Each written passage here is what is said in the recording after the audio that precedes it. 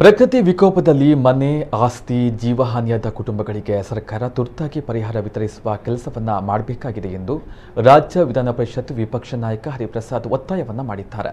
ಬೈಕಂಪಾಡಿ ಮೀನಕಳಿಯ ಪ್ರದೇಶದಲ್ಲಿ ಕಡಲ್ಕೊರೆತ ಆದ ಪ್ರದೇಶಕ್ಕೆ ಭೇಟಿಯನ್ನು ನೀಡಿ ಪರಿಶೀಲನೆ ನಡೆಸಿದ ಬಳಿಕ ಅವರು ಮಾಧ್ಯಮದೊಂದಿಗೆ ಮಾತನಾಡಿದರು.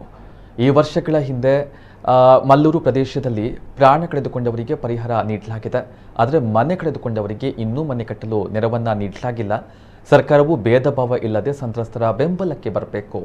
ಸ್ಥಳೀಯವಾಗಿ ಜಿಲ್ಲಾಧಿಕಾರಿಗಳು ನೀಡುವಂತಹ ಪರಿಹಾರ 2 ಹೊತ್ತಿನ ಊಟಕ್ಕೆ ಸಾಲಬಹುದಾದರೂ ಸರ್ಕಾರಕ್ಕೆ ಹೆಚ್ಚಿನ ಪರಿಹಾರ ನೀಡಲು ಕ್ರಮವನ್ನು ಜರುಗಿಸಬೇಕು ಎಂದರು. ಮಾಜಿ ಶಾಸಕ ಮೊಯ್ದೀನ್ ಬಾವಾ ಅವರು ಹಾನಿ ಕುರಿತಾದ ಮಾಹಿತಿಯನ್ನು ನೀಡಿದರು.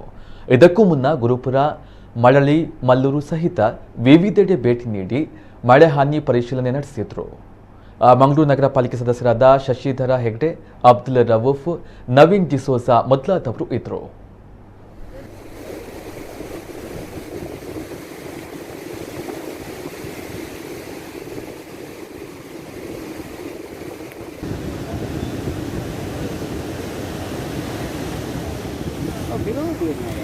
ಸ್ಥಳೀಯ ನಾಯಕರು ಅವ್ರೇನು ತೀರ್ಮಾನ ತೆಗೆದುಕೊಳ್ತಾರೆ ಅದಕ್ಕೆ ಬೆಂಬಲವಾಗಿ ನಾವು ಇರ್ತೀವಿ. ನೆರೆ ಪೀಡಿತ ಜಿಲ್ಲೆ ಅಂತ ಮಾಡಬೇಕಂದ್ರೆ ಕೆಲವು ಗೈಡ್ಲೈನ್ಸ್ ಇದೆ.